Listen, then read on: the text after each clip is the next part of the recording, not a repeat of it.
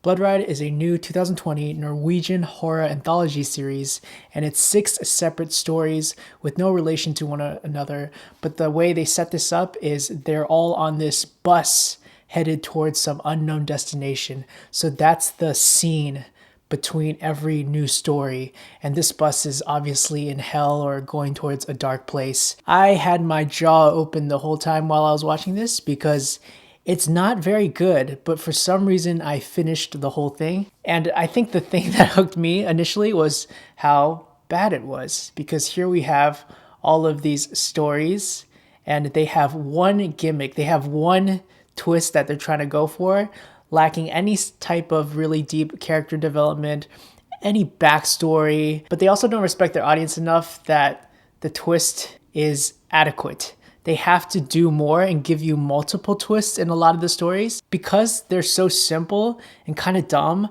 I actually remember them. It's like reverse psychology where something is so bad you can't forget it. The first one is about a mother who moves into the countryside and she doesn't like it. She wants to be back in the city. And that's her character. And then she finds a way through maybe sacrificing something she cares about that maybe she could get back to the city. And that setup has a lot of promise, but we don't have any attachment to the mother because her only one trait is, I don't like the country. Now, if you have a really cool concept, that's fine, especially for shorts, that's okay. But these at 25 minutes, the concepts are not that interesting. They're very, very tired and well-trodden concepts that we've seen a million times before.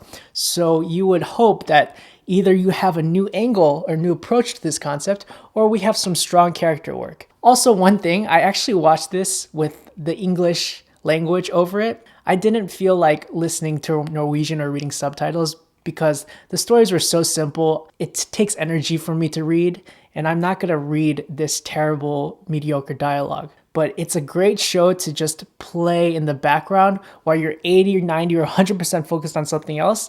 And that's enough for you to get the story, to get like the little thrills. But I digress. I think the reason why I continued watching this, there's actually just not that many horror anthology series.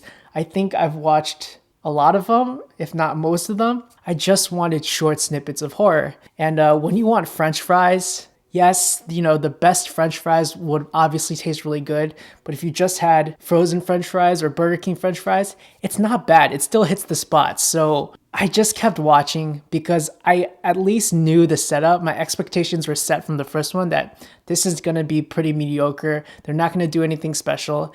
And it was fine. Did what it needed to do for me. I would not recommend you watch this, but if you really like horror anthology, I think it could hit some kind of spot without you feeling too much shame. There's a couple that are so badly written that it is worth a watch. The one called Bad Writer, it lives up to the name. That is very self-aware, but even in a story that talks about bad writing as one of its themes, it's almost too bad for its title. You live in like how terrible it is, how transparent the setup is. Just watch it and let me know what you think because yeah, it's an interesting concept. I'm just gonna tell you basically someone's writing stuff and what he's writing is coming true. And one of the characters that's living this perfect life, it turns out that maybe her life is under control by the writer. It's very transparent. You see it within seconds. Some things you see instantly.